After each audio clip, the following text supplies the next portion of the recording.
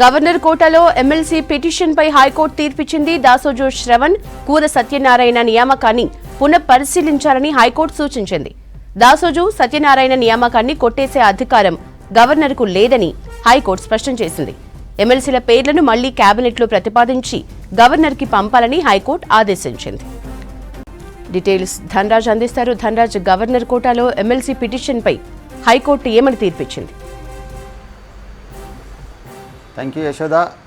ఈ governor MLC కోటాల్లో BRS నాయకులైనటువంటి దాసోజు శ్రవణ్, అదేవిధంగా సత్యనారాయణ నియామకం పైన కూడా ఇటు హైకోర్టులో పెండింగ్ పడుతూనే వచ్చింది. అయితే గత ప్రభుత్వంలో చూసినట్టయితే ఈ ఇద్దరి నియామకంలో ఎమ్మెల్సీ కోటాలో గవర్నర్ కోటాలో ఈ ఇద్దరిని నియామకం చేపట్టాలంటూ అప్పుడున్నటువంటి మంత్రివర్గము ఆమోదం తెలిపింది. ఆ ప్రతిపాదన కూడా ఇటు గవర్నర్కు తెలిపినటువంటి క్రమంలోనే అప్పుడు గత ఏడాది సెప్టెంబర్లో 17లో ఈ ఇద్దరి పేర్లకు సంబంధించినటువంటి పేర్లను పునఃపరిశీలించకుండానే పూర్తిగా అది పెండింగ్ పడింది. ఆ తర్వాత కాంగ్రెస్ ప్రభుత్వం ఏర్పడిన తర్వాత కూడా ఇటు కోదండరాం, అదేవిధంగా సియాసత్ పత్రిక ఎడిటర్ అయినటువంటి అలీ ఖాన్ ఈ ఇద్దరికి సంబంధించిన నియామకాన్ని ప్రతిపాదనకు తీసుకురావడంతో కూడా ఇటు అప్పుడున్నటువంటి బీఆర్ఎస్ నాయకులైనటువంటి దాసోజు శ్రవణ్తో పాటుగాను సత్యనారాయణ వీరి అభ్యర్థన పైన కూడా ఇటు హైకోర్టును ఆశ్రయించడం జరిగింది. అయితే ఇరువురికి సంబంధించినటువంటి నియామకం వ్యవహారంలో కూడా ఇటు హైకోర్టులో వాదోపవాదనలు కూడా వినిపించారు.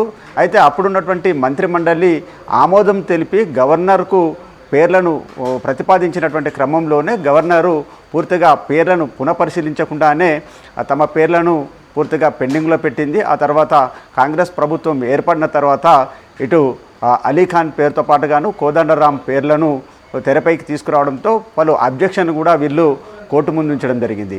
అయితే ఈ వ్యవహారం అంతా కూడా మనం చూస్తున్నట్టయితే గవర్నర్కు ఒక విచక్షణాధికారం సంబంధించినటువంటి వ్యవహారం ఉంటుంది. అదేవిధంగా ఒక క్యాబినెట్ మినిస్టర్ ఆమోదం పొంది ఆ తర్వాత రాజ్యాంగబద్ధంగా కూడా పూర్తిగా విచక్షణను తీసుకునేటువంటి అధికారాలన్నీ కూడా గవర్నర్కు ఉంటాయనేది మాత్రం గతంలో సుప్రీంకోర్టు కూడా చెప్పడం జరిగింది. ఈ వ్యవహారంలోనే మళ్ళీ పేర్లను పునఃపరిశీలించకుండానే తమను తిరస్కరించిన వ్యవహారం పైననే ఇటు దాసోజు శ్రవణ్తో పాటుగాను ఇటు సత్యనారాయణ హైకోర్టును ఆశ్రయించడం జరిగింది.